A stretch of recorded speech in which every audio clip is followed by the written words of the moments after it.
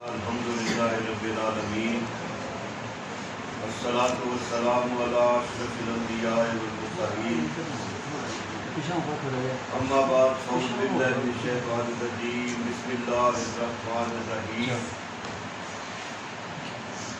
ورفعنا لک ذکرک صدق اللہ مولانا العظیم یا رب صلی وسلم دائما ابدا علی حبیبک خیر الخلق کلہم وَإِنَّ مِن جُودِكَ الدُّنْيَا وَزَرَّتَهَا وَمِن عُلُومِكَ عِلْمَ اللَّوْحِ وَالْقَلَمِ بَلَغَ الْعُلَا بِكَمَالِهِ كَشَفَ الدُّجَى بِجَمَالِهِ حَسُنَتْ جَمِيعُ خِصَالِهِ صَلُّوا عَلَيْهِ وَآلِهِ سارے بڑی محبت سے بڑے پیار سے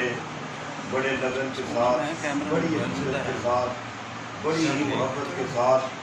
یہ تصور کرتے ہوئے کہ ہم درود پاک یہاں سے پڑھیں گے اور مدینے والا وہاں سنے گا بھی ابھی آگے درود پاک ایسا ایک فضیلت والا عمل ہے کہ جو درود پاک پڑھتے ہیں آگے انہوں نے کہا یہاں آئے جو درود پاک پڑھتے ہیں نا یا ایسا وہ پتہ نہیں جس کی آواز ہے جو نبی پاک صلی اللہ علیہ وسلم پر درود پاک پڑھتا ہے اس کا اعزاز یہ ہے کہ سرکار اس کا درود سنتے بھی ہیں اور پڑھنے والے کو پہچانتے بھی سبحان اللہ یعنی میری گفتگو کا آغاز ہی سمجھے کہ جو درود پاک پڑھتا ہے ایک تو یہ بھی اللہ تبارک و تعالیٰ کی ذات کا یہ بھی نظم ہے کہ اللہ نے ایک فرشتے کو سرکار کی چوکھٹ پہ کھڑا کیا اور اس کی ڈیوٹی کیا ہے جہاں سے بھی کوئی درود پڑھتا ہے وہ فرشتہ اس جگہ کے نام کو پڑھنے والے کے نام کو اس کے باپ کے نام کو سرکار کی بارگاہ میں پیش کرتا ہے کہ فلاں علاقے سے فلاں بندہ فلاں کا بیٹا فلاں جگہ سے یا رسول اللہ صلی اللہ علیہ وسلم آپ پر درود پاک پڑھا یہاں پر سب سے پہلا ایک نقطہ بڑا لطیف نقطہ آپ کی ذہن میں رکھیے کہ وہ فرشتہ جو سرکار کی چوکھٹ پہ کھڑا ہے وہ ساری کائنات کے ناموں کو جانتا ہے مرنوں کو جانتا ہے ان کے والدین کے نام کو جانتا ہے اور جو آمنہ کا لال ہے جس کی وہ خدمت کے لیے کھڑا ہے اس کو کتنی شان اللہ علم کے لحاظ سے اس کی شان کتنی ہوگی سرکار جو درود پاک سرکار دو عالم صلی اللہ علیہ وسلم کی ایک حدیث پاک کا مفہوم ہے کہ جو بندہ سرکار نے فرمایا کہ جو بندہ مجھ پر درود پڑھتا ہے اللہ تعالیٰ اس پر رحمتیں بھی نازل کرتا ہے اس کے درجے بھی بلند کرتا ہے اور سرکار نے نا اپنی حیات طیبہ کا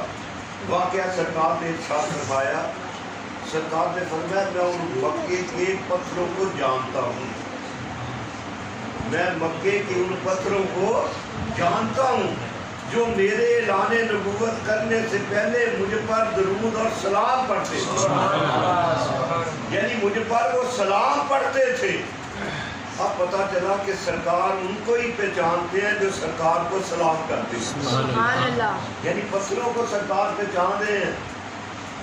جو سرکار دو عالم صلی اللہ علیہ وسلم کے غلام ہیں ان کی شان کا میں نے جو آپ کی خدمت میں آج ایک عنوان جو عرض کرنا ہے بڑے مختصر وقت میں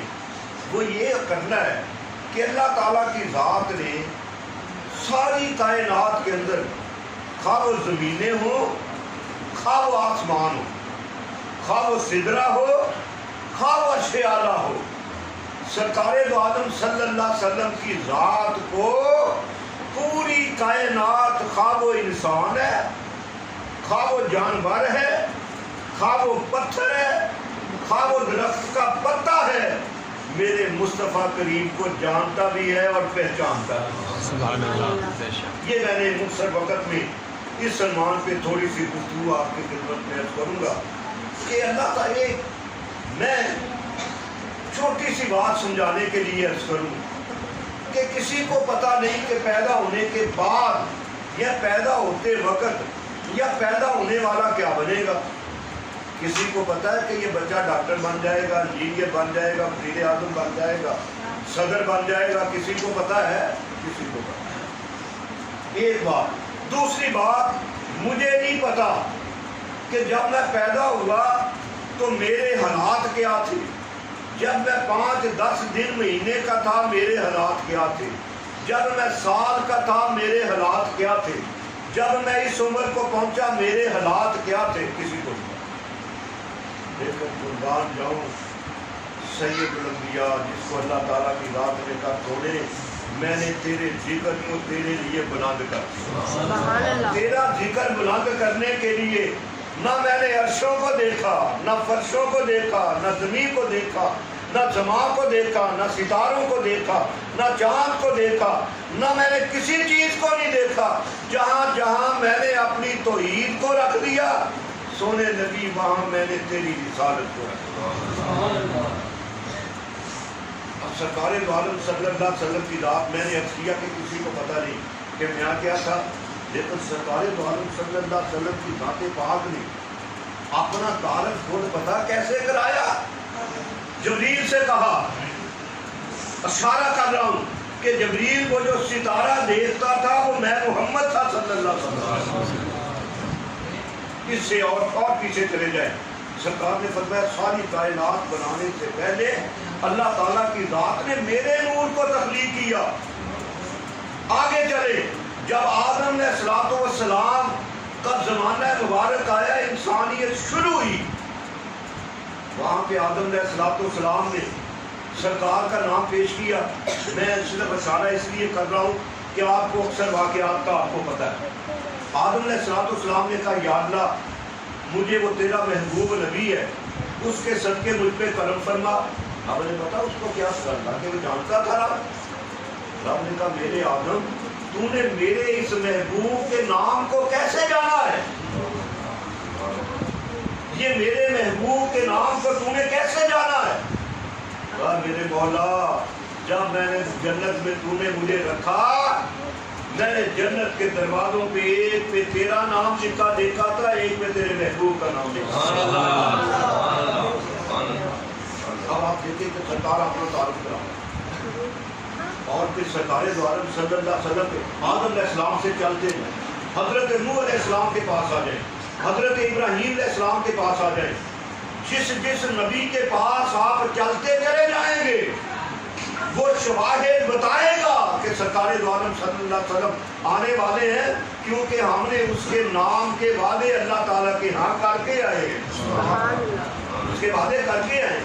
بلکہ بعض روایات میں بعض سیرت روایات یہ لکھتے ہیں کہ حضرت نوح علیہ السلام نے جب بیڑا بنایا نا تو بڑا مذاق کیا قوم نے. مطلب وہ اللہ تعالیٰ قرآن پاک میں بیان کرتا ہے کہ جب وہ بیڑا بنا رہے تھے نا وہ آتے کہنے لگے نوح علیہ السلام آپ تو ترخان بن گیا ہے, یہ بن گیا, اتنا بڑا بیڑا کہاں چلے گا, کہاں پانی آئے گا, کیسے ہوگا. رب نے کہا میرے سونے نبی ان کو کہہ دو کہ آج تم میرا مذاق اڑا رہے ہو نا, ایک وقت آئے گا تمہارا بھی مذاق اڑایا جائے گا. ہم کہتے ہیں کہ حضرت نوح علیہ السلام نے جب بیڑا بنایا نا تو کہا ایک جگہ چھوڑو, تختے کی ایک جگہ چھوڑو جو ہماری قدرت سے لگے گا. جب وہ تختہ لگا تو اس تختے پر سرکار کا نام لکھا تھا, سرکار کے گھر والوں کا نام لکھا تھا, سرکار کے یاروں کا نام. یاد ہے یہ کن کے نام ہے. آپ بیڑا وہ بنائے گا, آگے آ جائے ادھر نعرہ تکبیر, نعرہ رسالت. نبی تو کب آنا ہے, نبی دو عالم صلی اللہ علیہ وسلم کی ذات نے کب آنا ہے. ہر فتنہ پہلے ہے. اور بلکہ حضرت مولا کائنات شیر خدا علی المرتضیٰ باب مدینہ العلم جب آپ کو نا سرکار دو عالم صلی اللہ علیہ وسلم کی ذات نے یمن کا قاضی بنا کے بھیجا. یہ کا مطلب ہوتا ہے بات کر رہے تھے کچھ رکھ پہ قاضی بنا کے بھیجا نا. سرکار نے فرمایا پوچھا یا رسول اللہ صلی اللہ علیہ وسلم مجھے ایسے علاقے میں قاضی بنا کے بھیجا گیا ہے, وہ لوگ مجھے کیسے پہچانیں گے. कलमात से जो सरकार के गुलाम है ना,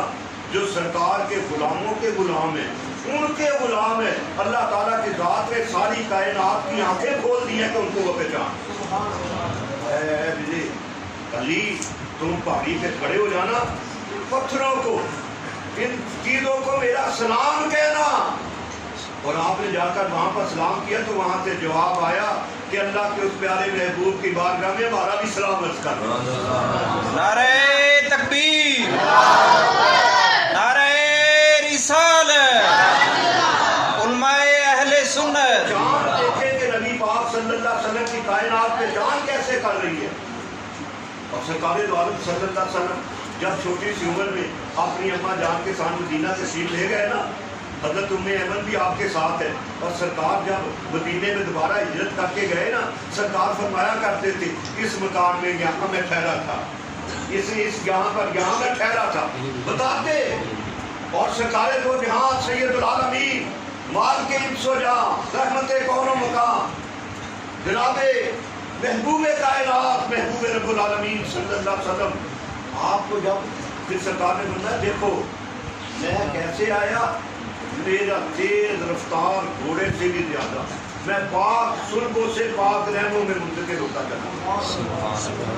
जब सरकार दो आलम सल्लल्लाहु अलैहि वसल्लम का ज़माना करीब आया ना, करीब आ गया, इससे पहले बेशुमार शुमार है, बल्कि मुस्लिम किताबों में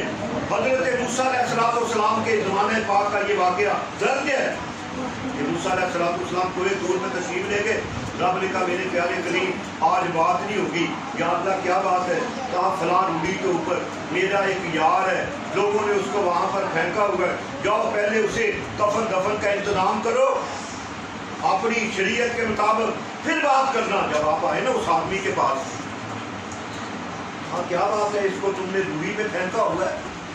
किसी ने कहा ये शराबी था, किसी ने कहा ये जवानी था, किसी ने कहा ये था। जब आप फारूक हुए या अल्लाह तो हालात को बेहतर जानता है, लोग कहते हैं कि ये था ये था ये था। कहा मेरे प्यारे करीम ये सब कुछ था, लेकिन एक वक्त था कि लोग जमा थे और उन्होंने तुरैत को खोला हुआ था और उनका जो आलम था ना वो पढ़ रहा था अल्लाह का एक नबी आएगा, जाहिर है वो पढ़ रहा होगा जो सूरज को मोड़ देगा, चांद को तोड़ देगा, दरख्तों को बुला लेगा, पत्थरों को कलमा पढ़ा देगा। कहता ये जो बदमाश था ना, चोर जिसे कहते थे, ये भी वहां पर खड़ा था। जब उसने सरकार का नामे पाक सुना ना, उसके सीने में सरकार की मोहब्बत जाग गई, खड़ा रहा, सुनता रहा, अनपढ़ था, कहने लगा पढ़ने वाले आलम, दुरैत के आलम, ज़बूर के आलम, मुझे बताओ उसका नाम कहाँ लिखा है। और सरकार का नामे पाक इतना मशहूर हो चुका था कि जब सरकार का ज़माना करीब आया ना, तो लोगों ने बच्चों के नाम मोहम्मद रखना शुरू कर दिए। बल्कि अबू नईम के अंदर ये वाक़या दर्ज है कि मोहम्मद बिन अदी उसका नाम, किसी ने पूछा तेरा नाम सरकार से पहले मोहम्मद क्यों रखा गया है। कहा मेरा बाप, उसके 4 यार थे, उसके बेटी थे, जंगल में बैठे हुए थे, एक राहब आया, कहने लगा तुम कौन हो, कहाँ के रहने वाले हो। कहा हम हाशमी हैं, हम मक्के के रहने वाले हैं। वो राहब पता क्या कहने लगा कि तुम्हारे इलाके में एक अल्लाह का आखिरी नबी आ रहा है, उसका नाम क्या होगा। कहने लगा उसका नाम मोहम्मद होगा। मैं पैदा हुआ तो मेरे बाप ने नाम ही मेरा उसके नाम पे रख लिया। इतनी शोहरत हुई सरकार सल्लल्लाहु अलैहि वसल्लम के नाम पाक की। जब उसने कहा ये रखा है, उसने अपनी गर्दन को झुकाया और सरकार के नाम को चूम लिया। मेरे रब ने कहा ना मैंने इसके जुल्मों को देखा, न मैंने इसकी खताओं को देखा, मैंने अपने यार के नाम को देखा जिसे तेरे महबूब के प्यारों में शामिल कर। दावा करें कि इतना सरकार दो आलम सल्लल्लाहु अलैहि वसल्लम के नामे पाक का तारुफ कायनात के अंदर मौजूद था, बल्कि सरकार